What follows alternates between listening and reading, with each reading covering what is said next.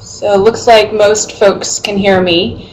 So I'll go ahead and get started. A couple of things that I want to start with today. When I've led the virtual group before, some of the feedback that I got after the fact was that I may have moved too quickly and not allowed enough time for folks to respond. And I think that's partly because it's a little bit awkward because it's sort of like an empty space for me where I'm just sitting here. But I'm going to try to go a little bit more slowly so that you guys have time to kind of contemplate what I'm talking about, what I'm asking, and type in responses when I ask you questions. I also find that virtual group is best when it's interactive. So I will be asking you to participate and volunteer information throughout. So I just encourage you to sort of be ready and willing to do that. I think we'll go ahead and move on. I'm glad you're all here today. We have a nice little group. And today we are going to be talking about communication and setting limits. So I want you all to take a minute to read these 3 different categories, okay? Each of us go through life in general with sort of a more natural stance, right? So think about a scenario where you may have to communicate something difficult with someone, or you're having to maybe negotiate something for yourself. Maybe it's with your boss or with your spouse, that sort of thing. I want you to look through, and none of these are necessarily, wrong or bad. I think each of these categories and each of these ways of communicating can be effective and appropriate at different times. But I just want you to read through and say, yeah, that one sort of fits me best. So I'm going to give you a couple minutes to read through them, and then I'll go over them quickly.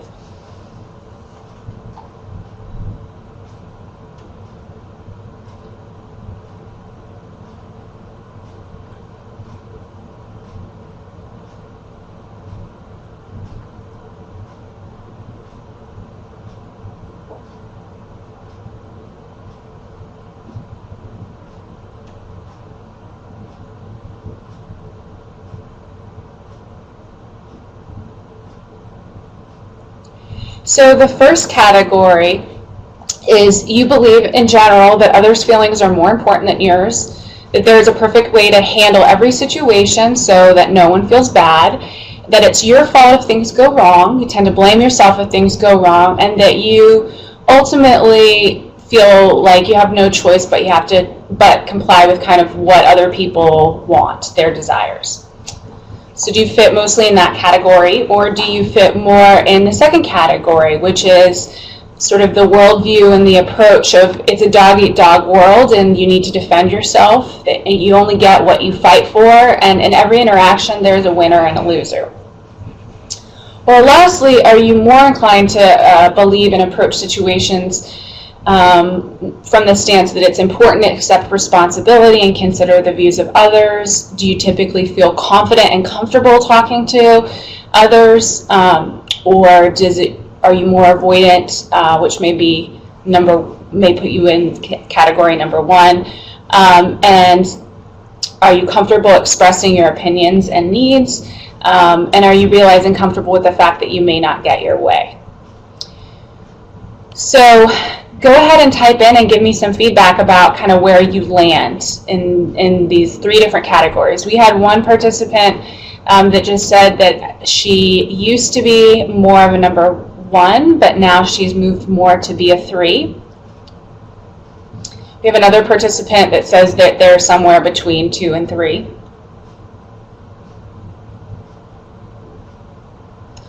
Another participant said I'm variable with different situations, but focus more on number 3, which is great. Another participant said number 3, except for the third comment. So does that mean that you're not comfortable expressing your opinions and needs?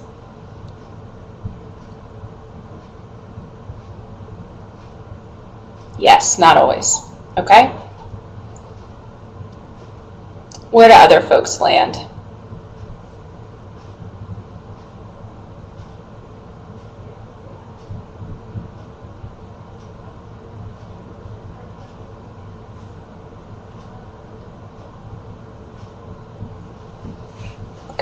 I'm going to go ahead and move on because we don't have anyone else seeming to chime in about where they stand.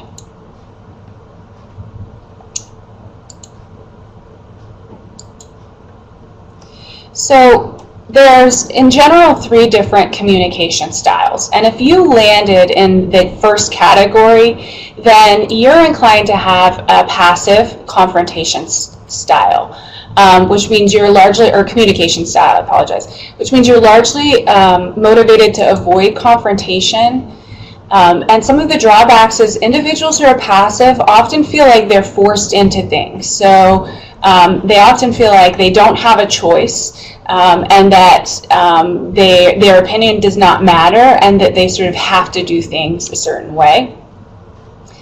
Another disadvantage to being passive is that they can be viewed as a pushover. So in interactions, particularly maybe if you're in a position in an intimate relationship, you may be viewed as sort of a wet noodle by your spouse or your partner, or if you're in a position of leadership, your staff members or employees may view you as a pushover if you're very passive.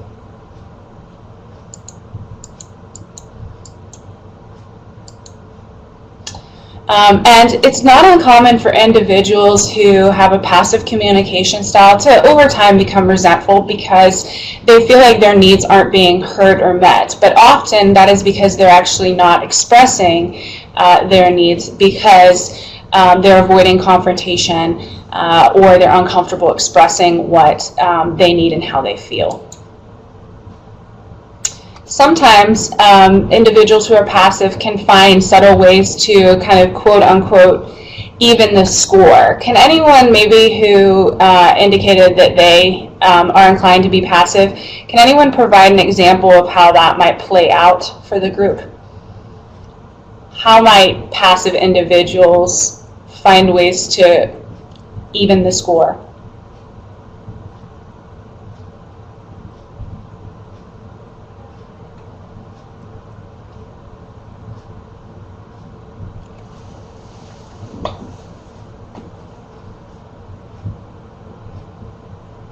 Can you guys come up with some examples?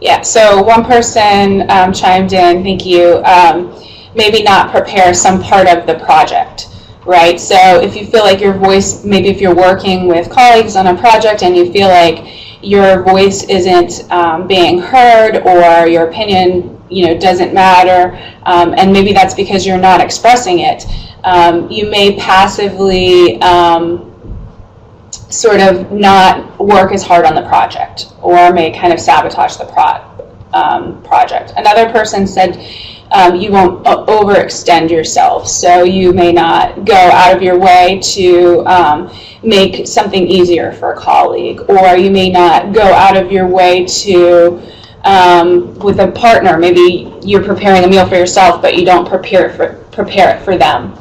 And so you sort of engage in what we call passive-aggressive behavior. So you're making a statement, you're trying to have an emotional impact on someone else, but you do it in a passive way that allows you to continue to avoid confrontation.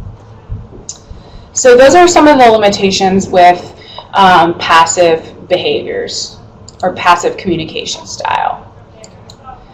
So the next one that I want to talk about is aggressive.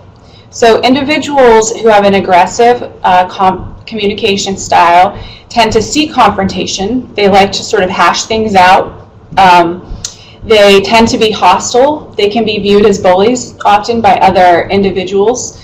It can lead to resistance and lack of cooperation. So often when individuals are interacting in an aggressive way, the individual that they are interacting with feels like their freedom is being restricted, that they're being bullied or forced into something, and it's common for them to dig their heels in and refuse to cooperate with the demands or requests of the aggressive individual. And they may do that in an aggressive way if they have an aggressive communication style, which can lead to maybe a verbal argument, either via email or over the phone or in person. And if they're passive, then they may engage in some of those more subtle passive-aggressive behaviors. So what we're here to talk about is a middle ground, because obviously there are some drawbacks to both passive and aggressive behavior. And as I said before, I do believe that there is an appropriate time for all of these communication styles, but typically we're most effective when we are primarily operating in the assertive range of communication styles. So assertive individuals express their needs and ask that they be met. And it has the benefits of fostering mutual respect, and it builds trust in relationships.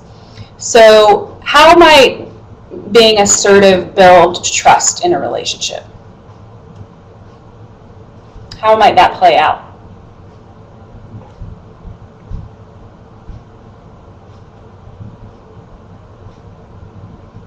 You do what you say you will do? That's great, yep. Any other thoughts?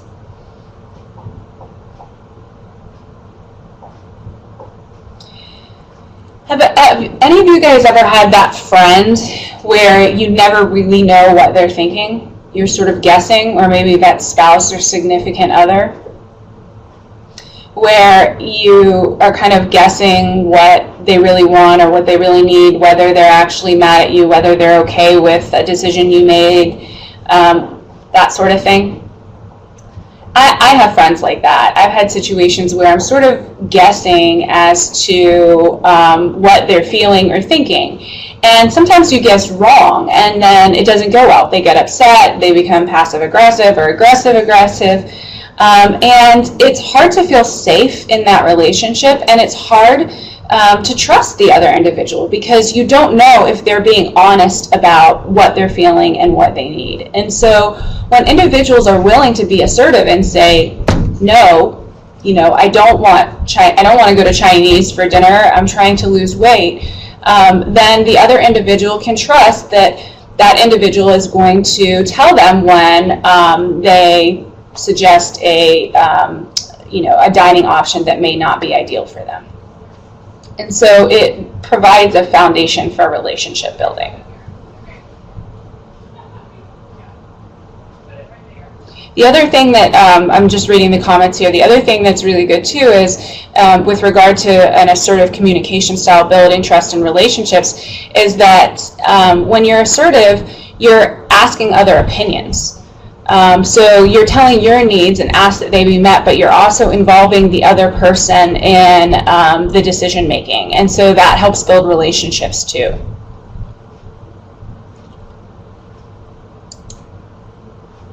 So how does it help to be assertive regarding weight management? So obviously we're all here because we're trying to make lifestyle changes and more specifically lose weight and change our relationship with food. So why is communication and assertive communication even a topic that we think is important within this context? What do you guys think? How is it relevant?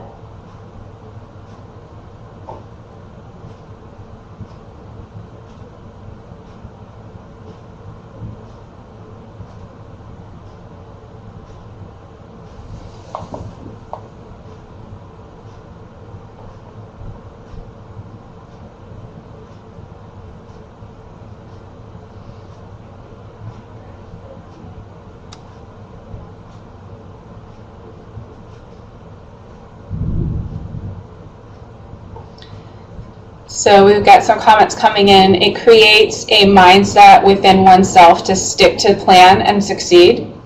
Good. If you don't communicate, everyone can be frustrated. That's good too. State your needs to others so they will know and it will be clear.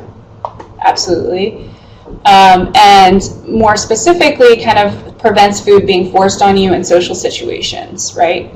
So really what being assertive within the context of weight management has multiple advantages, but one of, I think, the major sort of more obvious ones is it helps you avoid triggers, right? So if you are comfortable being assertive and saying, no, honey, I don't want to go out to dinner tonight because all I'm doing is drinking shakes and it's going to be hard for me to be in a restaurant in that situation, then you're avoiding a lot of triggers that are likely to get you off plan.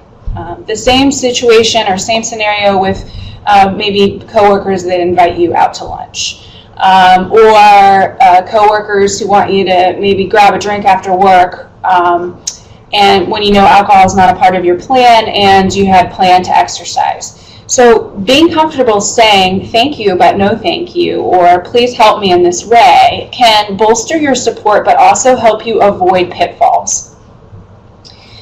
If you are not willing to be assertive and you're passive and you go along with everything, every request that's made of you, you're likely to have limited resources in terms of time and energy. And this isn't just related to food. This can be doing everything that your boss asks you to do and then just not having time or energy at the end of the day, driving home and grabbing fast food rather than preparing the meal that you're supposed to prepare. The other thing that can be really helpful with assertive communication with regard to weight management is actually being assertive with us as providers, letting us know and feeling comfortable to let us know if something is not working for you or if you feel like you need something more. Maybe there's a certain provider that you feel like you don't have a good relationship with. Maybe you're not benefiting from your behaviorist visits and feel like you maybe want to switch behaviorists, or aren't having your needs met, not addressing things that are valuable in your behaviorist visits. So when you assert yourself and tell us what you need and what's working, what's not, then we are able to make adjustments and accommodations to meet your needs. And I just realized I got distracted there. I just realized there's a typo on my slides. I apologize, but I think you guys figured out that I was saying management. And so really being assertive helps you avoid triggers, it helps you get what you need, and it helps you build confidence. And I'm going to talk a little bit more about that in one of the future slides. Actually, this slide right here.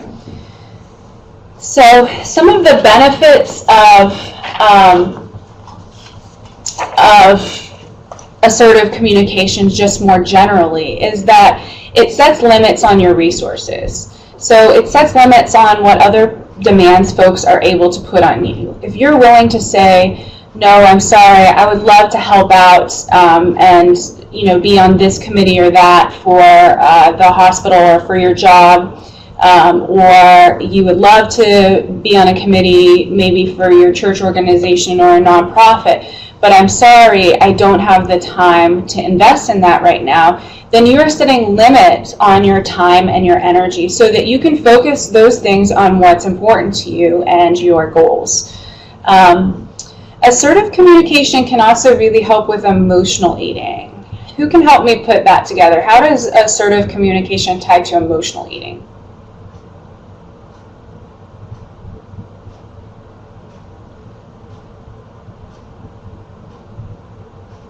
If you have a hard time sort of thinking about the connection, think about times where you have emotionally eaten. What's been the trigger?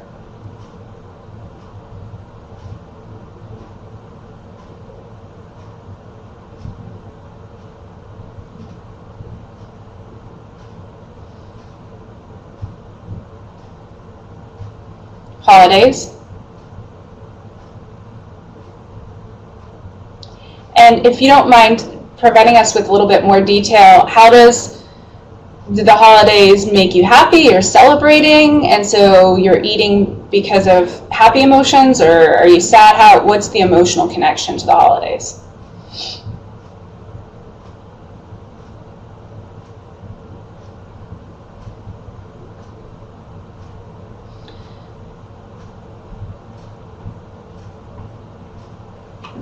So a few other participants said, I know I've been upset with a situation or person, I'll eat out of frustration.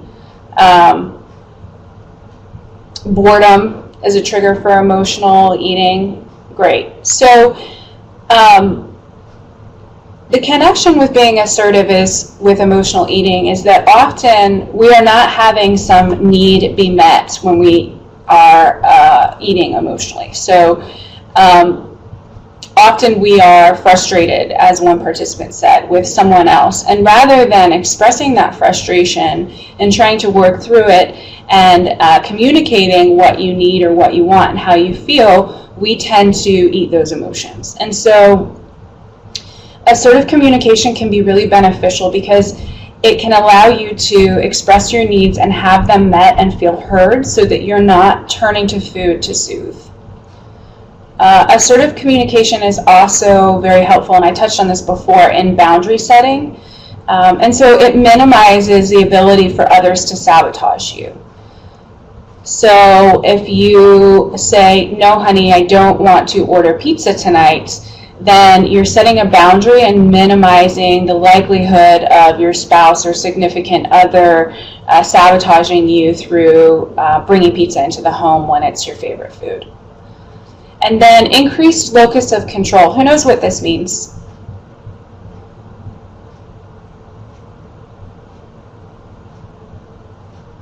Anyone know what this means?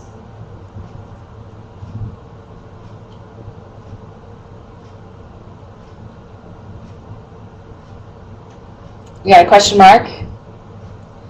So our locus of control is our sense of confidence and control in the world. So the more that we are able to express our needs and ask that they be met, the more confident we feel and the more empowered we feel as we go through the world. We feel like the world is something and my future and my life is something that I have control over and that I can impact. It's about feeling empowered. If we have a low locus of control, particularly a low internal locus of control, then we feel like we have very little power or control over our future, over our environment, and over our outcomes. Through assertive communication, you can build that internal locus of control where you feel like I do have power over my environment, what happens to me, meeting my goals, that sort of thing. Does that make sense?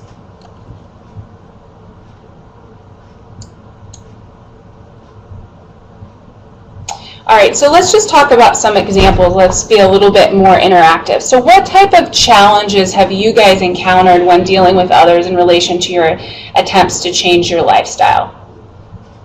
So this is sort of a long question, but in short, what I'm getting at is, can you guys provide some examples where in this journey so far, assertive communication would have been really helpful for you?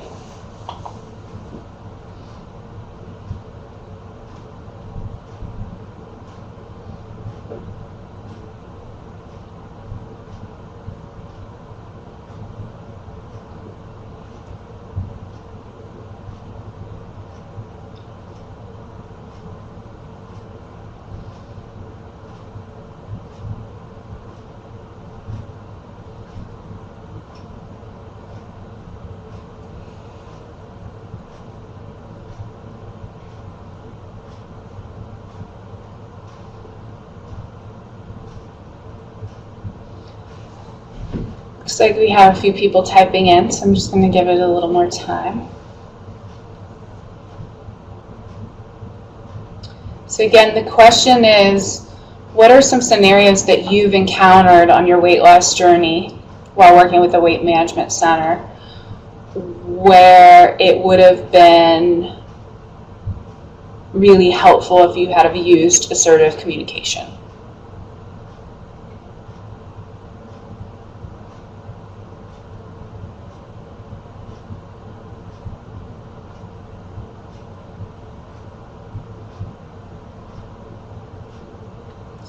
So this is, one person said, I can be assertive and verbally express it. It's following through that gets sticky, which I think is a really good point, but can you provide an example of where you've been assertive and verbally expressed it, but then had a hard time with the follow through for us?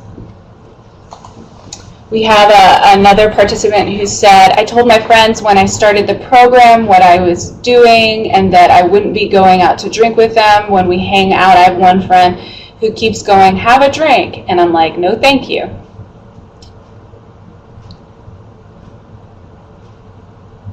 So it does sound like by saying, if you actually say no thank you, that is one way of being pretty direct and assertive.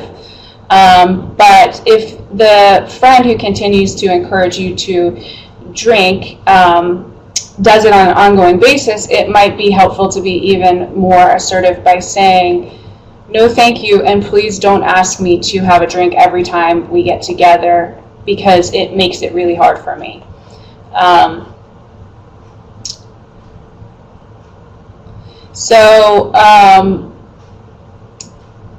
Another participant, the one that said that they struggle with the follow-through, said that, gave the example, dinner time, making food for others that I cannot have.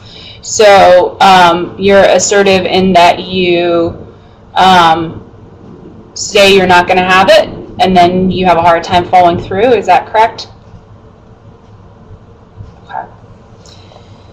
So what if you were assertive by refusing to make food that you can't have?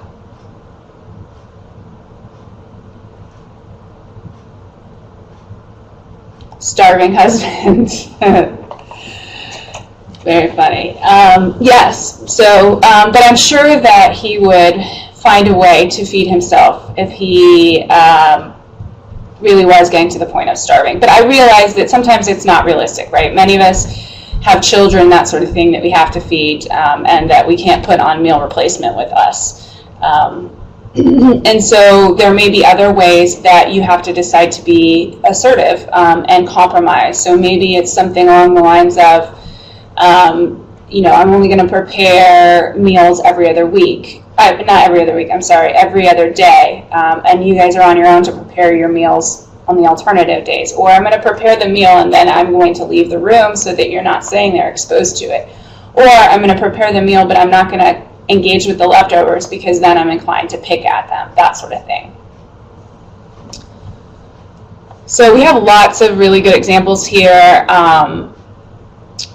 So there have been times where it would be helpful to have been assertive with family and friends who want to celebrate everything with food. Dinner dates, being assertive when saying no to dinner dates.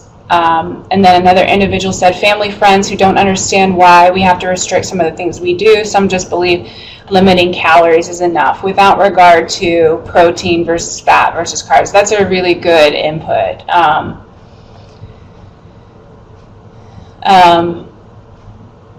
So, okay, these are great. Thank you for chiming in. We're going to talk a little bit more about some strategies, and then we're going to try to solve some of these problems, come up with some assertive ways to respond to these challenges.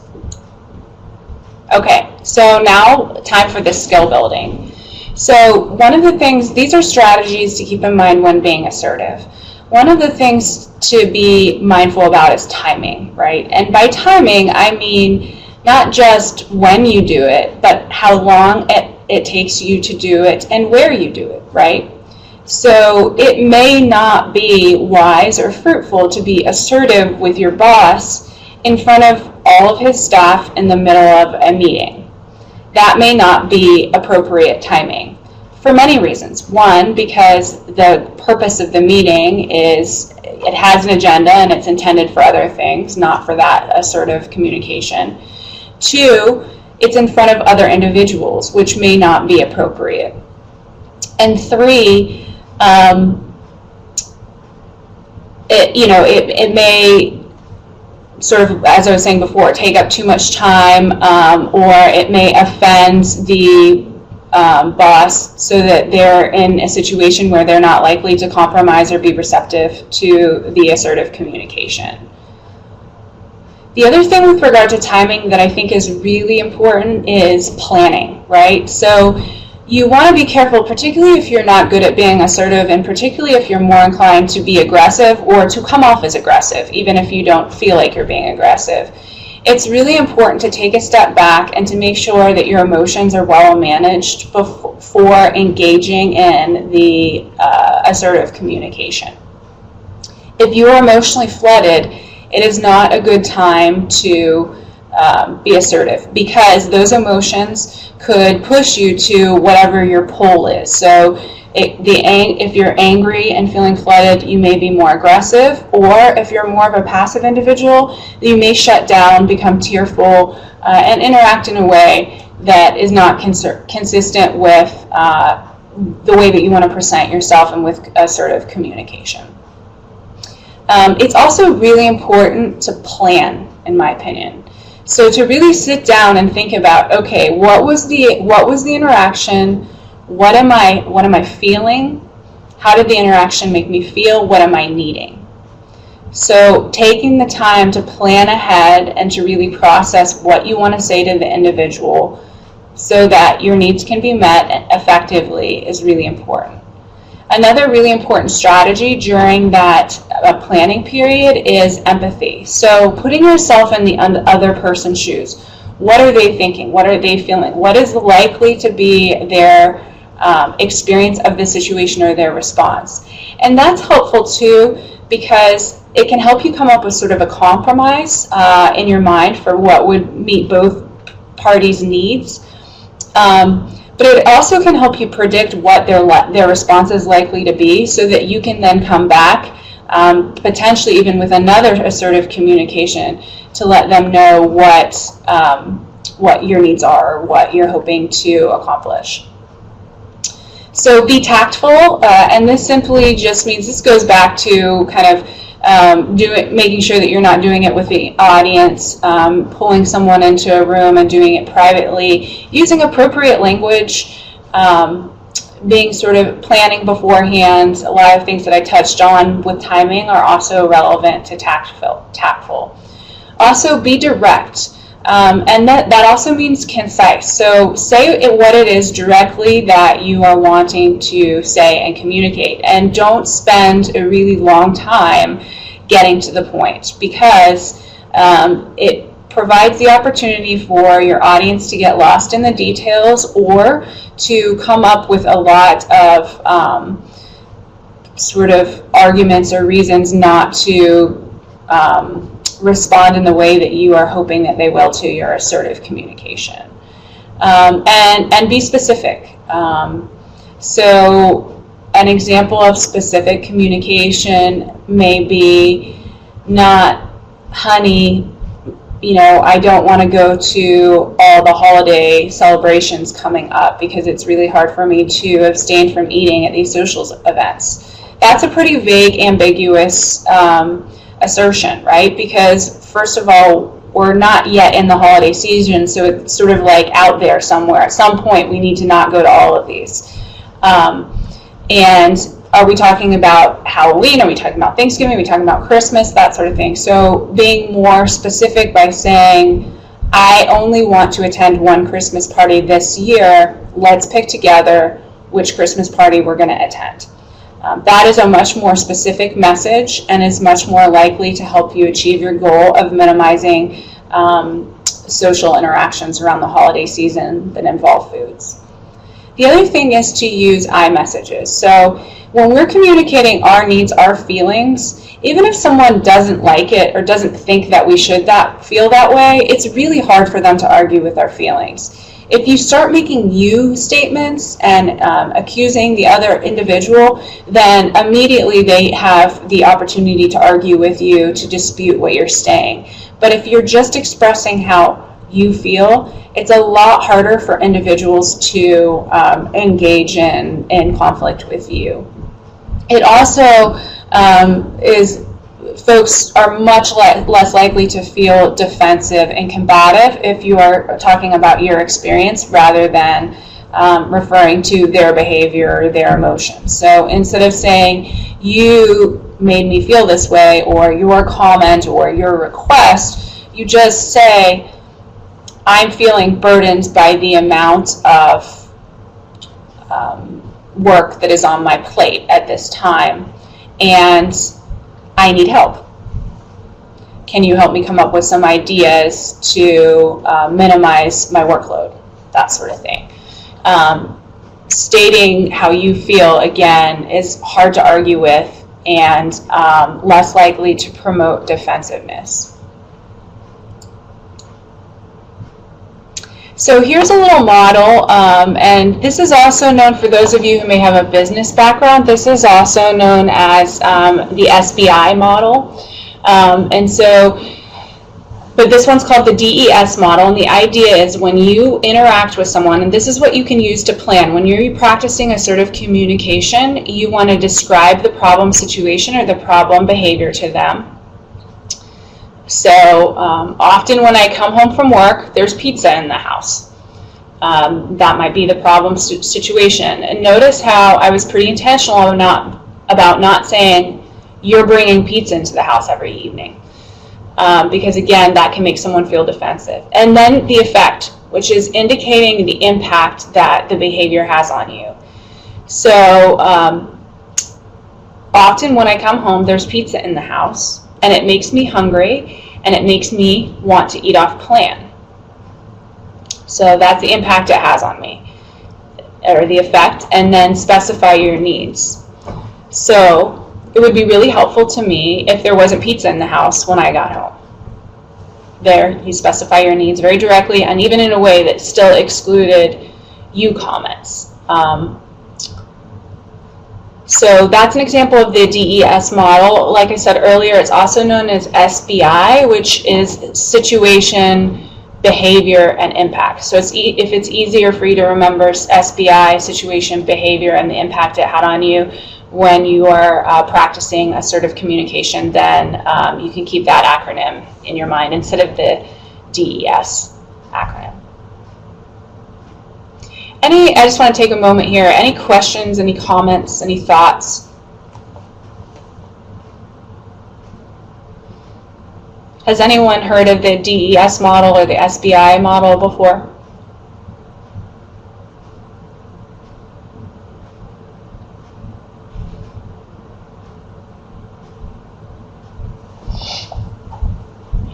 And so we have a couple participants say no. Part of the reason it's really helpful to plan and maybe even write this out, like just write the problem situation, write the effect it had on you, and specify your needs, is because we all are very inclined to make use statements. And so unless it's really planned out and well thought out, we're most likely going to slip into making accusatory statements.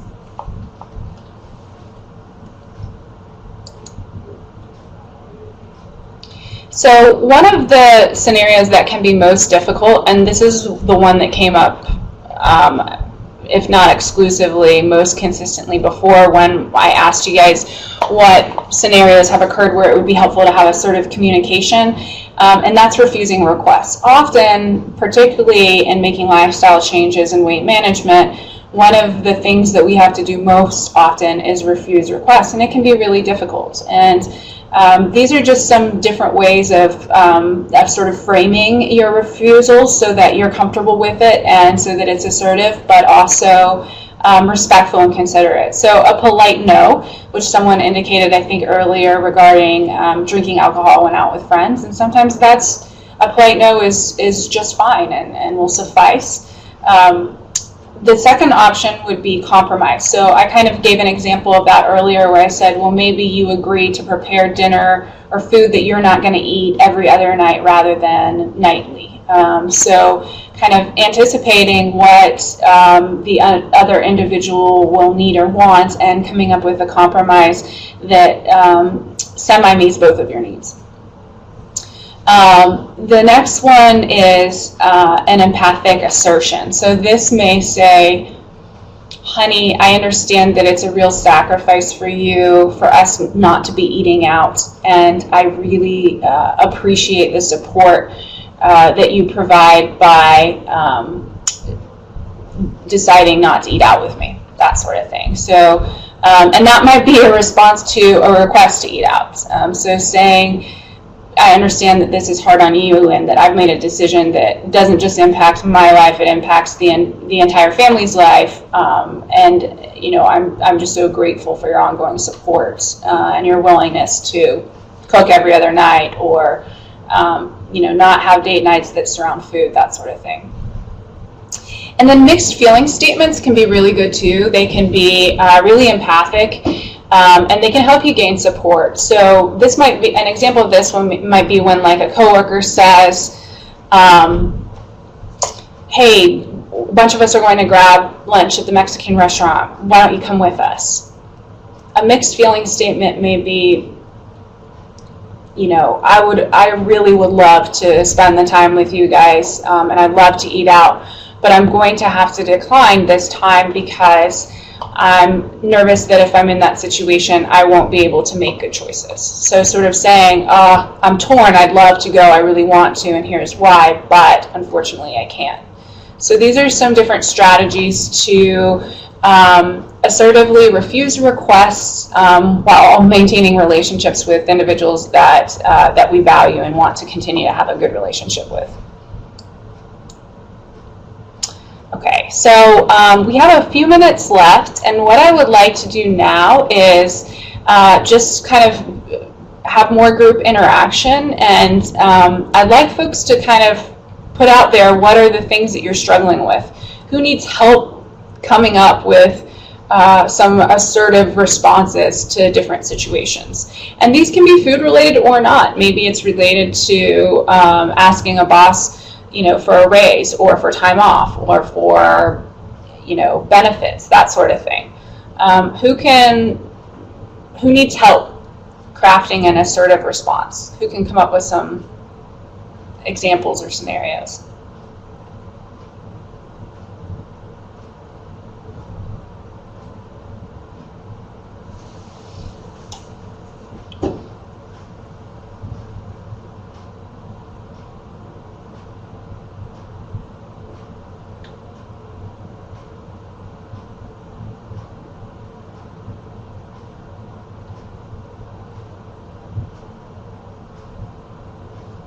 I've got a few people typing.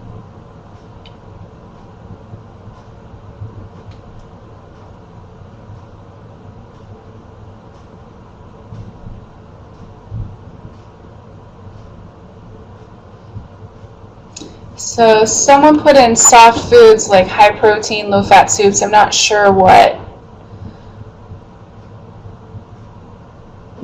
the challenge is there with regard to assertive communication. Can you provide a little more detail?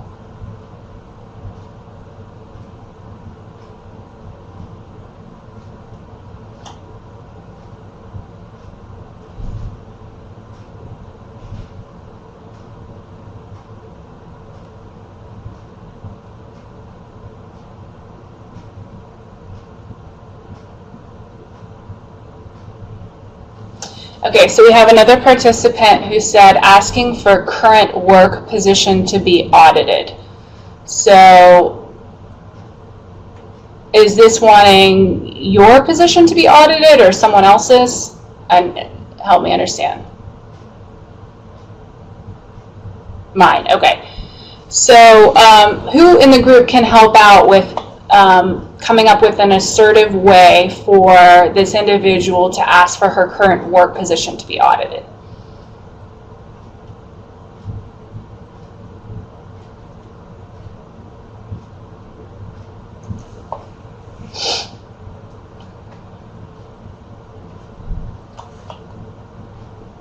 Who can type in what might be an assertive way? Think about the DES model.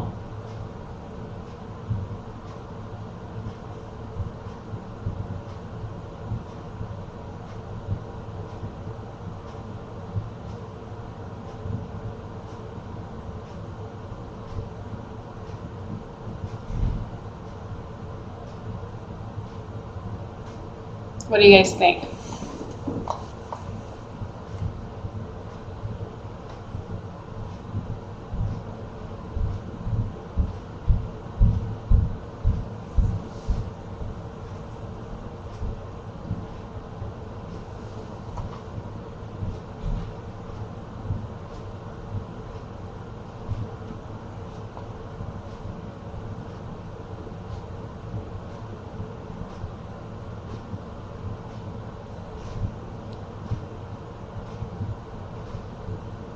Can you guys chime in?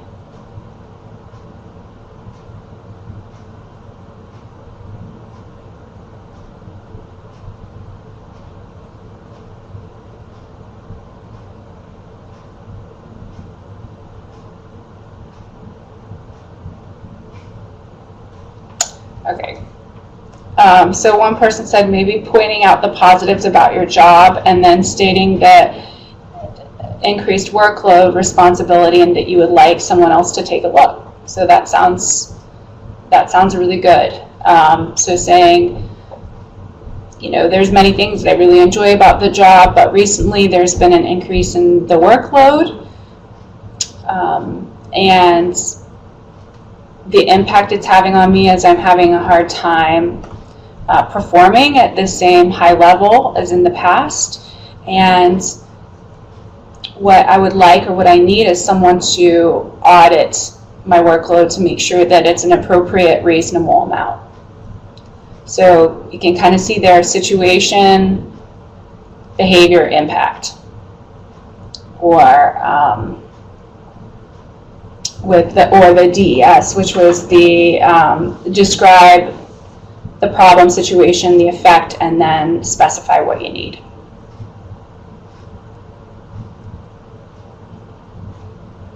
And another person said explain how it would make you a more productive employee, which I think is good. So I see that a little bit more as negotiating. I think that that's a good approach, but it's also important to express what you actually need, which is, I think, a decline in your workload, or at least for the workload to be audited. Any other examples of or difficulty being assertive that the group can help you with?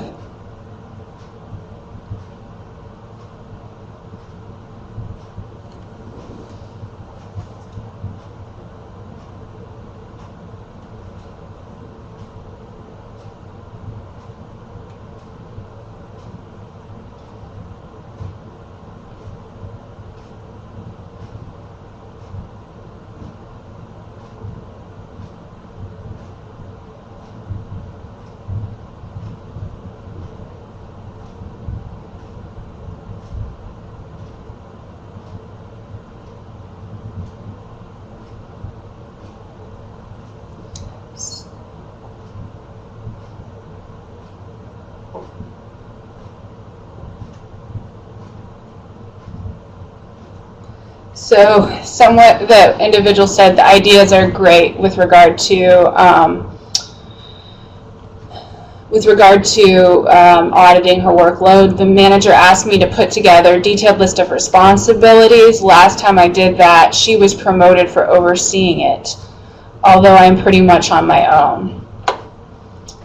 So it sounds like, if I'm understanding that correctly, that it wasn't terribly effective last time you asserted yourself.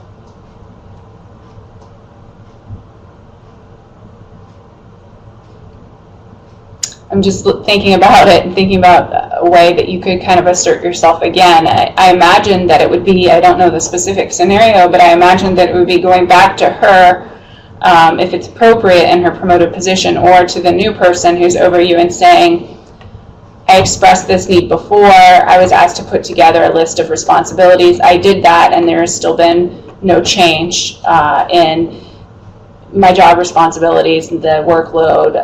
There's been no audit, and sort of reiterating again the past situation, how you attempted to make a change, and how it wasn't successful.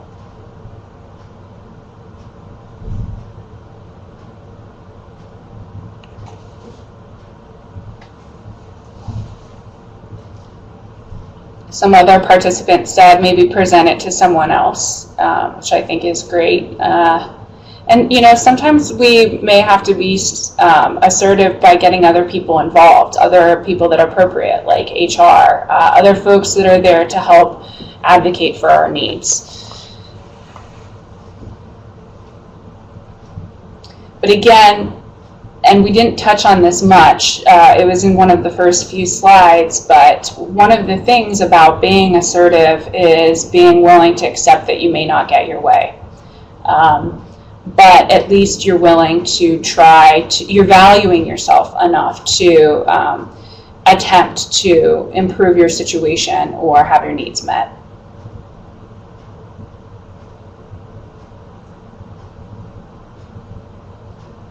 Any other I'll give us a few seconds to chime in if there's any other difficult scenarios where it would be helpful to get some advice about how to be assertive.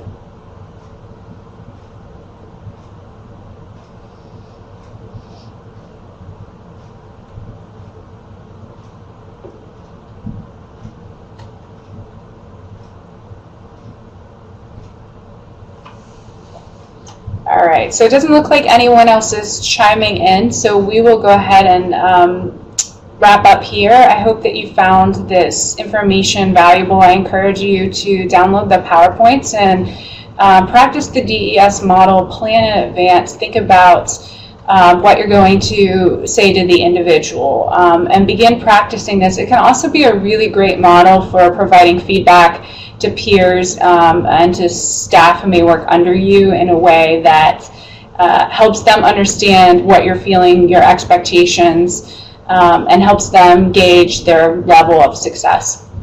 So I encourage you to start using it, and thank you everyone for participating today, and we encourage you to come to All Group on Wednesday this evening to meet some people live and in person. All right, thank you so much.